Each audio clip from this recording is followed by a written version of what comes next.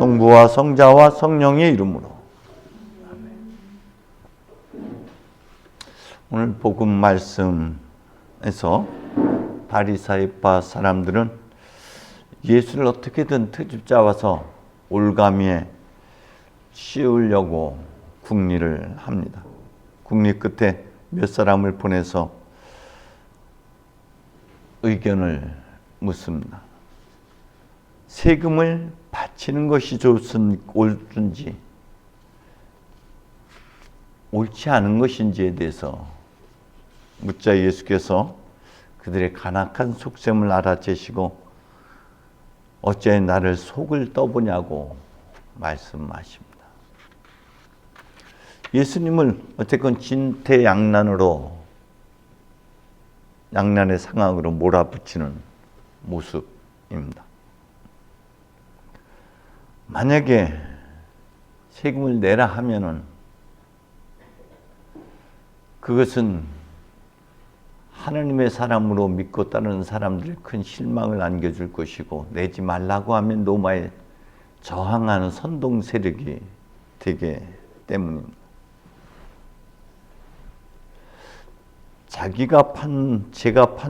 제가 제 무덤 판다는 말이 있고, 자기가 자기 꾀에 넘어진다는 말처럼 남을 함정에 빠뜨리는 사람은 결국 그 함정에 자기가 빠지게 되는 경우가 많죠. 오늘 이 바리사이파 사람들도 마찬가지죠. 성전 안에서는 세속적인 돈을 가지고 들어갈 수가 없는데 그들은 스스로 자기들이 들고 다니고 있음을, 성전에서 해서는 안 되는 행동들을 하고 있음을 스스로 드러내고 있습니다. 주님은 그런 그들에게 이 간악한 속셈을 가진 자들이라고 말하고 있죠. 이것이 그들의 모든 사람들의 보편적인 본래의 마음은 결코 아닙니다. 결핍으로 인해서 형성된 왜곡된 마음들이죠. 탐욕과 시기, 질투, 분노와 화로 인해서 일그러진 마음들입니다. 태초에 하나님께서는 당신의 모습을 닮은 사람을 빚으시고 숨결을 불어 넣으셨습니다. 그 숨결은 하나님의 신성이고 속성이고 하나님의 거룩하시고 자비로우신 그런 신성 속성들입니다. 그래서 하나님께서는 우리로 하여금 당신처럼 거룩하고 자비로운 사람으로 살게 하셨고, 너야말로 과연 내 마음에 드는 자 잊을 수 없는 이름이라고, 너야말로 내 눈에 넣어도 아프지 않을 나의 귀염둥이 나의 사랑이라고 말씀하시죠. 그런데 우리의 탐욕과 우리의 시기, 분노, 화의 어리석음이 그런 마음을 왜곡되게 일그러 들었던 것이죠. 탐욕이 아마 가장 첫 번째로 등장하는 마음일 겁니다. 로마서에서는 이렇게 표현하고 있습니다. 하나님께서는 세상을 창조하실 때부터 창조물을 통해서 당신의 영원하신 능력과 신성 같은 보이지 않는 특성들을 그 모든 창조물들을 통해서 나타내 보이셔서 인간이로 하여금 그것을 보고 깨닫게 해주셨다. 자신 안에도 이와 같은 특성들이 있음을 깨닫게 해주셨다고 말씀하고 있습니다. 그런데 인간은 그런 하나님을 알면서도 하나님으로 받들어 섬기기는커녕 허황된 생각으로 어리석은 마음으로 가득 차게 되었다라고 말씀하고 있죠. 때문에 바리사이파 사람들이 이런 시기, 질투로 인해서 그들의 간악한 마음이 형성된 것이고, 우리들도 이런 왜곡된 마음이 없는지, 우리의 마음은 얼마나 일그러져 있는지를 깊이 성찰해야 될 것이고, 그 일그러지게 된 뿌리가 무엇인지도 깊이 물어가야만 합니다. 주님은 그런 그들에게 세금으로 바치는 돈을 나에게 보여달라고 말씀하십니다. 그리고는 이 초상과 글자는 누구의 것이냐고 묻습니다. 카이사리의 것이라고 대답하자 주님은 카이사리의 것은 카이사리에게 돌리고 하나님의 것은 하나님께 돌려라라고 말씀하시죠. 카이사리의 것이란 어떤 것입니까? 움켜잡고 있는 세속적이고 물질적인 것들이고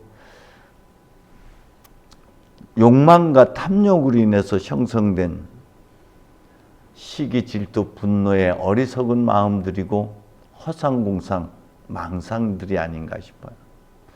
우리 안에 내 안에는 카이사리의 것이 어떤 것들이 있는지 이것은 비워내야 되고 이것들은 우리가 흘려버려야 되고 이것은 펴야만 하는 것들인데 움켜잡고 나를 나되게 못하는 것, 내가 움켜잡으면서 나를 일그러뜨리게 하는 것들, 본래 나를 잃어버리게 하는 것들이 어떤 것들인지를 우리는 깊이 성찰을 할 수 있어야 됩니다.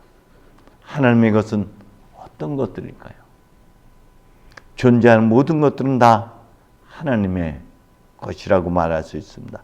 하늘과 땅에 있는 만물, 보이는 것은 물론이고 왕권과 주권과 권세와 세력의 여러 천신들과 같은 보이지 않는 것도 주님을 통해서 그리고 그분을 위해서 창조되었다라고 말씀하고 있습니다. 또 다윗은 하늘과 땅에 있는 것 어느 하나 하나님의 것 아닌 것이 없다. 부귀영화도 하나님께 주시는 것이고 신과 용맹 또한 그렇고 하나님이 힘을 주시지 않으면 아무도 높아질 수 없다라고 말하고 있습니다. 그러면서 다윗은 하나님의 것을 하나님께 돌린다라고 고백합니다. 그렇죠. 우리에게 주어져 있는, 우리가 누리고 있는 우리의 생명, 건강, 시간, 재능, 사회적 지위는 물론이고 성령의 숨결을 통해서 우리에게 불어넣어진 하나님의 능력과 권능들, 이 모든 것들은 하나님의 영광을 위해서, 공동의 유익을 위해서 허락하신 것들입니다. 때문에 우리는 우리가 일상의 삶을 통해서 하나님의 것을 하나님께 돌리는 삶, 하나님의 감춰진 영광을 드러내는 삶을 우리가 살아내야만 하는 것들이죠. 데살로니가 교우들은 그들의 일상의 삶을 통해서 주변의 사람들이 변화된 그들을 보고 하나님을 그리고 그들을 통해서 하나님의 영광을 보게 되는 것이죠. 존재하는 모든 것들이 하나님의 영광을 드러내고 있습니다. 앞서 하나님께서 창조하신 모든 창조물들이 하나님의 신성, 하나님의 특성들을 나타내 보이는 것처럼 존재하는 모든 것들은 하나님의 영광을 드러내고 있죠. 그래서 주님은 우리에게 새들을 봐라, 들꽃을 보아라고 말씀하고 있죠. 왜냐하면 새들을 통해서, 들꽃들을 통해서, 자연현상을 통해서 우리는 하나님의 신성과 특성들, 영광을 볼 수 있기 때문에 그렇습니다. 우리의 삶도 우리의 변화된 모습들이, 우리 일상의 모습들이 이처럼 하나님의 영광을 드러낼 수 있어야 하나님의 것을 하나님께 돌리는 삶이 되는 것이죠. 주님은 가르침, 교훈, 말씀, 치유사역 등을 통해서 그리고 순환과 죽음을 통해서 그리고 당신의 존재를 통해서 하나님의 영광을 드러내고 있습니다. 요한복음 1장에서는 말씀이 사람이 되셔서 우리와 함께 계셨는데 우리는 그분에게서 그분의 영광을 보았다. 아버지의 영광을 보았다라는 것이죠. 그리고 주님은 우리에게 계속해서 우리에게도 이렇게 말씀하십니다. 너희도 너희의 빛을 사람들 앞에 비추어 너희의 착한 행실을 보고 하늘에 계신 아버지를 찬양하게 하라고 말씀하고 있습니다. 때문에 우리의 모습을 통해서 하나님의 감춰진 영광이 드러나야 하는 것들이죠. 오늘 일독서 말씀 다시 한번 주목해 볼 필요가 있습니다. 당신의 존엄한 모습을 보여달라고 하자 주님은 내 모든 선한 모습을 네 앞에 지나가게 하리라고 말씀하고 있습니다. 그러나 얼굴만은 보지 못할 것이다.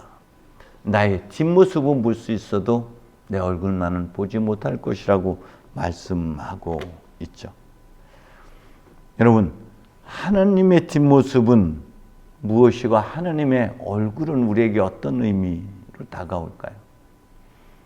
마치 우리가 한낮에 떠 있는 그 태양을 마주보게 되면은 캄캄하게 되죠. 아무것도 볼 수가, 일시적으로 아무것도 볼 수 없는 것처럼 우리가 하나님의 은총의 한 중심에 있을 때, 하나님의 구원의 자리에 하나님의 자비와 은총의 한 중심에 있을 때는 하나님이심을 알아차리지 못합니다. 하나님과 마주할 때는 그분이 하나님인지 모르고 오히려 하나님 부재를 고백하고 하나님이 어디 계시냐고 원망할 때가 얼마나 많은지 모릅니다. 이스라엘 백성들이 광야에서의 불평과 불만이 바로 그 은혜의 중심 한복판에 있었는데도 불구하고 그런 하나님을 원망하고 하나님의 부재를 이야기합니다. 이사야서 49장에서도 이렇게 표현하고 있습니다. 야훼께서 나를 버리셨다. 주께서 나를 잊으셨다고 너 시온은 말했지. 여인이 자기 젖먹이를 어떻게 잊으랴. 자기가 낳은 아기를 어찌 가엾게 여기지 않으랴. 혹시 어미는 잊을지 몰라도 나는 너를 결코 잊지 아니하리라. 너는 나의 두 손바닥에 새겨져 있고 너 시온의 성벽은 항상 내 눈앞에 있다고 주님은 말씀하고 있습니다. 뭐라고요? 하나님의 은혜의 품 안에 있는데 하나님이 없다고, 하나님이 나를 잊었다고, 하나님이 나를 버렸다고 원망하고 있는 것이죠. 우리가 하나님의 한 중심에 있을 때 바로 이렇게 얘기합니다. 그래서 그분의 얼굴을 볼 수 없다라는 것이, 너무 빛이 찬란하기 때문에 오히려 하나님의 부재를 원망하는 것이죠. 그런데 하나님의 뒷모습은 어떤 것인가요? 이스라엘 백성들이 광야에서 그들이 다른 어떤 누구도 먹어보지 못했던 하늘로부터 내려지는 만나와 바위에서 솟구치는 샘물을 통해서 그들은 큰 은혜를 입었어요. 광야의 길에 발이 부르튼 일이 없었고 그들이 먹을 것이 떨어진 적이 없었어요. 그런 은혜의 중심에 있었을 때 그들은 하나님을 원망했죠. 하나님 아니 계신다. 하나님이 우리를 돌보고 있지 않다. 하나님이 우리를 떠났다라고. 그럴 때 이사야 신명기 8장에서 뭐라고 얘기하고 있습니까? 그 날들을 더듬어 생각해 보라고 말씀하고 있죠. 깊이 침묵 속에서 지난 내 삶의 여정들, 일생을 다시 한번 뒤돌아 볼 때만, 그때가 하나님, 내가 가장 원망하고 내가 가장 힘들어하고 있었을 때 하나님께서 나에게 구원의 손길을 펼치셨고 그때 주님께서 나를 빚어내시는 사건이었고, 이스라엘 백성들에게는 그 순간이 바로 빵이 아닌 말씀으로 사랑하는 영적 존재로 빚으시는 하나님의 손길의 그 중심에 있었는데, 우리 또한 마찬가지죠. 하나님 우리에게 여러 가지 시련과 고난을 허락하신다. 그러나 그때 하나님은 등지고 멀리 계시지 않고 우리 곁에 계시는 것이죠. 우리를 업고 안고 그 시련과 그 역경을 이기게 하는 힘을 주십니다. 그러면서 우리를 그 시련과 역경과 눈물을 통해서 우리를 참된 본래의 면목, 본래의 마음을 다시 회복할 수 있도록 우리를 빚어가는 그런 손길이었다는 것이죠. 비로소 뒤늦게 지난 다음에 알아차리게 돼. 그게 주님의 뒷모습을 보는 것이죠. 근데 우리는 여기 뒷모습 속에 오랫동안 그분의 사랑 안에 머물러 있어, 내 사랑 안에 머물러 있으라고 주님이 말씀하셨던 것처럼 우리가 깊이 삶의 여정을 되돌아보면서 그 은혜를 곱씹고 있을 때만 우리가 비로소 가려진 하나님의 영광을 우리의 삶을 통해서 드러내 보일 수가 있는 것이죠. 하나님의 영광은 예수를 통해서 드러나는 것이고, 하나님의 영광은 존재하는 모든 창조물을 통해서 드러나는 것처럼 우리의 일상의 삶을 통해서, 우리의 변화된 모습 속에서, 우리의 말과 행실을 통해서 하나님이심이 드러나게 하는 것, 그것이 우리가 하나님의 얼굴을 감췄던 하나님의 얼굴을 들춰내는 것이고 영광을 드러내는 것이고, 그것이 우리가 하나님의 것을 하나님께 돌리는 그런 삶이 되는 줄로 믿습니다. 저와 여러분 이번 한 주간에도 깊이 지난 여정을 성찰해 보면서 그분의 사랑 안에 머물러 있어야 됩니다. 그 사랑 안에서만이 우리가 비로소 주님이 우리를 사랑했던 것처럼 사랑하고 주님이 변화됐던 것처럼 우리도 변화의 여정을 밟아가게 되고 주님이 하나님의 영광을 드러냈던 것처럼 우리도 감춰진 우리의 눈물과 우리의 수치로 가리워진 하나님의 영광, 하나님의 얼굴을 드러낼 수 있는 그런 삶으로 나아갈 수 있으리라 믿습니다. 성부와 성자와 성령의 이름으로.